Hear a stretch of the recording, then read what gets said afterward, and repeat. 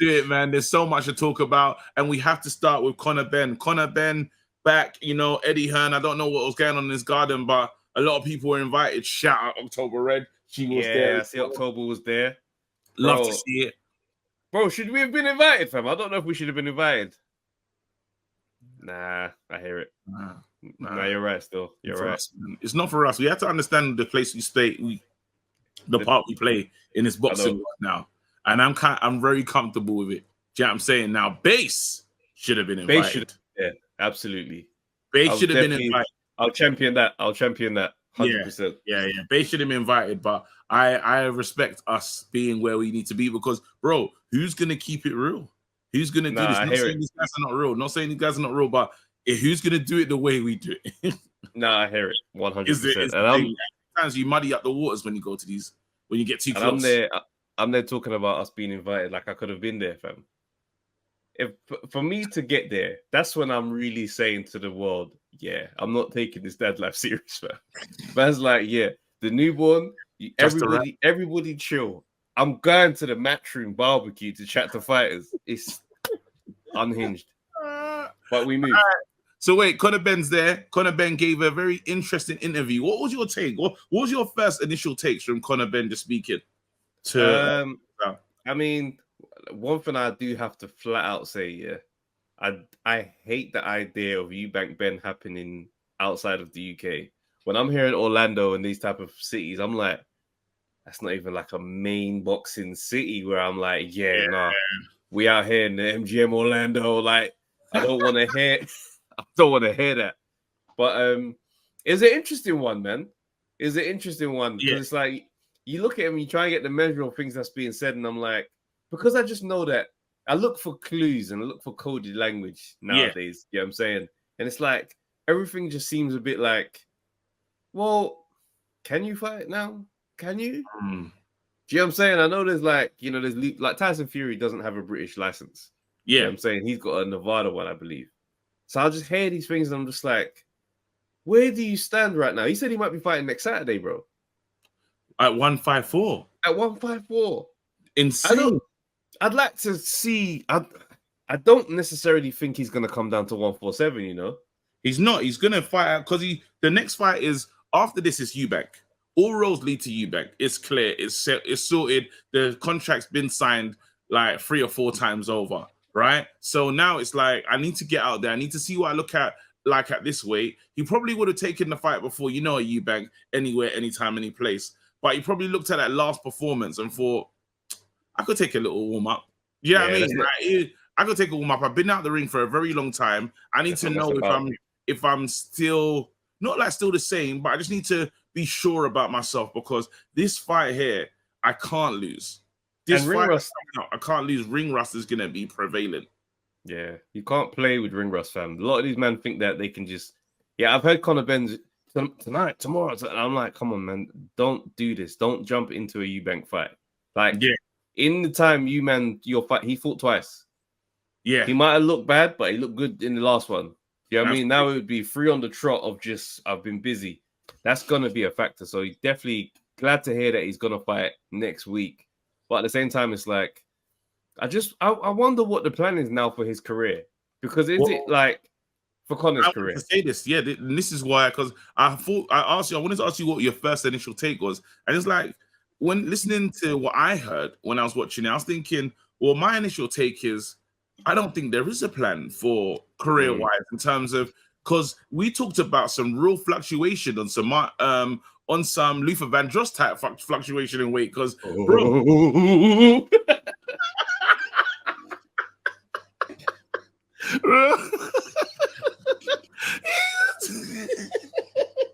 don't let Luther get into that bag, fam. Bro, through the weight classes, bro, he was gonna and it made no sense. I had 154, 160. Then he said, and then 147 again. Mad. You can't, don't take the piss. So then after I was like, well, there's no real plan. There's just kind of like, he said, look, I'll fight anyone, anytime, any place, anywhere, but then it's like, but where do you want to operate at though? What's the weight class for you that you say, you know what?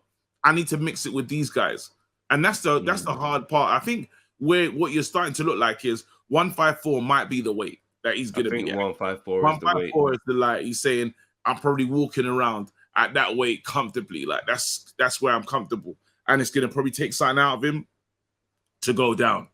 You know what I mean? It's gonna but then it just felt a bit messy. It felt as messy as how Eubank talks sometimes. Yeah. About career prospects and career things. Because with Conor, it's not like he's been in the game for so long.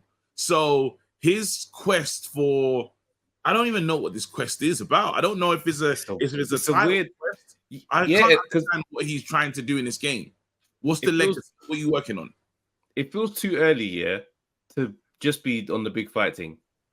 Yeah. That's the part where it's flagging for me. You know what I mean? Well, I'm listening, I'm like he did say in the thing, you know, the world title was the end goal. And that's like, yeah, no, I do respect when fighters say that, but it usually does show itself before you have to kind of tell us.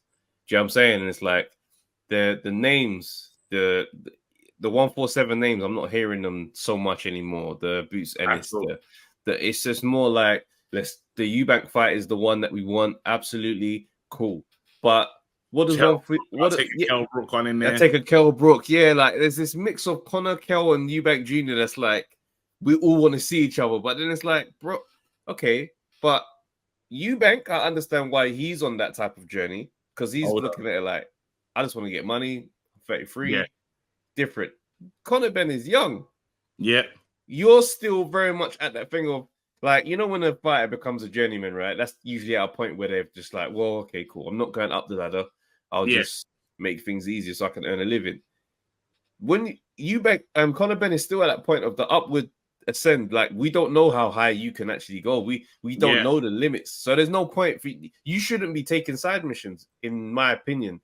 Like a Kell Brook. Because you look at the names and the names, like, bro, it's crazy. You look Van Herden, Algieri, Granados. Those names were good. Those names were good. Bam, bam, bam, bam, bam, bam, bam. But then we need, you know what I'm saying? We were looking for the big one after, No, we're building towards something. So now you say that now, I'm on like, it's like playing GTA and saying you clocked it. So now you're just getting to do the little, you know, the little cab missions and this, that, and the other. Bro, you haven't finished the game. So it's a bit weird that we're getting, it's weird that you're doing this other stuff that you're getting off to do now. Now it's like, nah, this doesn't make sense. Like, this is not the trajectory of someone. When you talk about Dan Aziz, that's someone that you said, okay, everything was working towards, and he told us, British, Commonwealth. You know what I'm saying? I'm going to make my way up and then go for world title. This is the journey that I've been getting on. With Conor, obviously he gets derailed, and the plan was he was already, you know, he's talking about not fighting. What's that kid? BT Avanesium.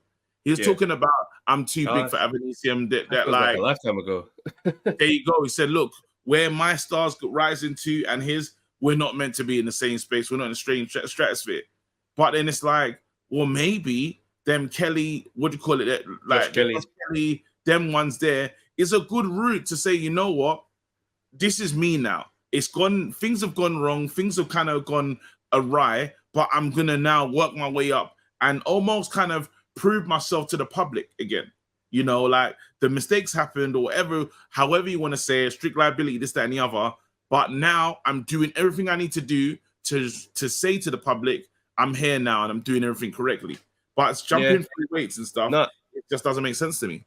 Yeah, the 147 to 160 to 154 to 160 to back to 147 possibly feels go up it even higher as well. It feels all over the place. And the problem with the way that it's like, I think he's underestimating how much that's going to affect him, because I know we kind of spoke and mentioned it, like, you know, the science and having good guys around, you know, nutrition and this, that, and the third. I'm like, bro, like when you watch the boxing at the levels, when these guys come down, they're not the same.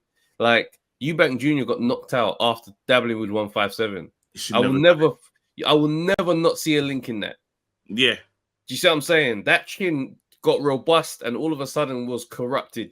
Joe Joyce decided to drop weight for Zhang. He started to get wobbled, the chin corrupted. We can't underestimate how much this affects fighters. Yeah. So when I'm hearing a guy who's young talking about, I'm going to go 160, 154, and then what? I'm like, no, bro. Handle your work here. Yeah. And if you decide that you now want to go ahead and go here, go 154 and be at 154. Yeah. The 160 could be a one-off thing. and then 154 is the base. But when you start to go that far, like 147 to 160, because the thing is, you got a look, 9 and new it. but yeah, exactly, gradual thing. But the thing is, it's like the weights, they don't even tell the full story, bro. Like, I think I said it on a pod before or something about when I was chatting to Ade, and he was talking about seeing Charlo in person. And he's like, bro, Charlo looks bigger than me, fam. Like, he's solid. And he's a 154 fighter. He goes, these guys, when they're out there walking around, like their natural weight, they kill themselves to get it down. So when the guy gets into the ring as a 154, he's not a 154 body. You see what I'm trying to say? That's like a man comparing his walking around with and thinking, what am I now? I'm 180. Oh, yeah, I could fight a Coley at Cruiser. And you be looking at it like, bro, a Coley is so much bigger than you. Yeah. He boils himself down to the absolute max he can. Yeah. So he could, Now, when I'm looking at, I'm hearing Connor say, 147, 154, 160, I'm thinking to myself, don't play with them boys at 160 if you're sticking around there. The size difference would be insane. It counts, it matters and stuff. And I think you got to get to that Canelo era of your career when you can start playing games, and start this, Infinity Stone hunting. That's what it kind of comes down to. And it's like, it's surprising. But again, I wish him well. I think you hear him, you hear how he talks, and you can hear he's thought about the mistakes. He's kind of, there is almost like a knowingness and saying, you know what, maybe I handled it bad. I'm young. I should have, in the first rollout was disgusting, really. Like, let's have it right. And I've been I would say we met him, you know what I mean? We met him at the fight in Eddie's Garden, actually. That's right. And he showed a lot of love, came over, you had the impression, this, that, and the other and stuff. And thought, you know what? I like how you are. I can see you're a short guy and is excited and love what your dad did. So let's go. But then when the reaction to the first one and just all the allegations was just silly, really, and there was no clear, again, it's one of those things where it feels like there's no clear plan, but it's actually happening in now the new plan of how we're going to move your career on. When the allegation came out, there was no plan. There was no plan of how we're going to deal with it. It's not like him, Eddie Hearn, and everyone came together, had a meeting and said, this is how we're going to address this. It would have been so much easier. It was a scattergun approach, and there was some immaturity in there. You know what I mean? He does speak about that in the interview. And it was clear for us to see. Do you know what I'm saying? Even there's times where Eddie was super loyal, and then certain times when Eddie's like, I had nothing to do with that. Like, I'm not backing that. Do you know what I mean? It's just, it was all over the place. But he's young, and there's going to be erratic behavior in youth. You know what I'm saying? Yeah. So it's like I look at that, and I give that grace when I think, if I compare me at where I am now versus 22-year-old Trav, completely different people. They would not even get along. You know what I mean? So it's like when I look at these young guys in their 20s, I'm like, no, I don't expect you to have full logical sense and the ability to process things in a certain manner at that age. So, there's a lot of erratic things. And I guess there's a part of him, when you're angry and you're hearing the things people are saying, the messages they're getting, you're going to be like, you know what? F it, I'm the bad guy now. And then when you calm down and you're in a different space, you're like, the role you play. Really you don't want to be that bad guy. I'm not the bad guy. You know what I mean? Yeah. Eubank over there, he's built to be the bad guy. He is surprised by love and support. Yeah. You know what I mean? So it's Absolutely. like you can see who they are. And that's what I'm saying. I told you, when he told me Conor Ben should lean into that bad guy role, I said, well, it's not really him, so it's going to be a hard role to play. Like, I can swear and stuff and do all this other stuff, but you see him, he's kind of like, what you see is what you get with Conor Ben, So him playing the role of, this won't be able to last. It won't be able to last. It's like when O'Hara Davis said, I was playing a role, now I'm me. And it's like, I like you still. Like, this version of you is wicked. You know what I mean? Like, because it feels authentic. That's what it's got to feel like. It's got O'Hara as the bad guy was fun, though. He was fun, but it wasn't. It was, again, because he couldn't keep up the role, though, in terms of it was a role, if that makes sense. But now, like, this, again, what you're seeing from Conor is he's played two different thingy styles, and he's like, now I felt more, there was more personable in this last interview. There was more, and it's just honest. It was more personal, more honest, and it was like, you know what? I'll work myself back up. And I think where the humility is kicking in the UK, that's important anyway. Like, that's one thing that they expect from their fighters. It's a bit like they don't want to braggadocious, but you can lead with some humility. It's stronger, really. You know what I mean? Just humble yourself down. A mistake was made. even if you don't know how it happened, this, that, and the other. Now we move.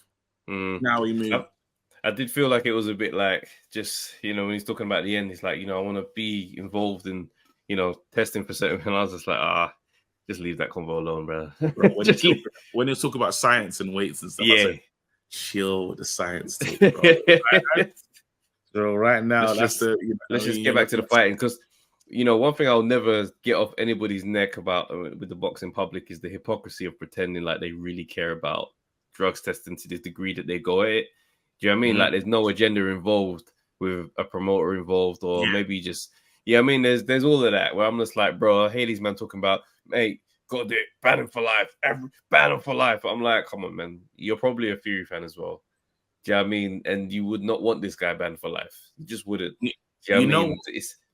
You're right, but then you know what is important right now with the likes of just all these fighters, really, it's just kind of like, there does need to be something, though. There does need to be like something that's clear, you know, because what you can say is, even if Conor's been treated way different to everyone else that's been banned for or banned on this case of suspicion, because there's been so much, and his case has probably been the biggest one, but I think it's so big because of all his resistance to it as well. His big fight made it even, let's focus on this. You know what I mean? So he probably played a part in it, but it definitely feels that the energy wasn't the same as it goes across. You know, like he's probably looking at every case like, wait, how comes those guys get privacy? How comes you get even simple things you look at it and it's just like, hang on a second, every statement you man write hits the news. Yeah. But bare other man are like, do you know what I mean? But again, he was becoming the face, so that's what happens. Anyway, let's move, man.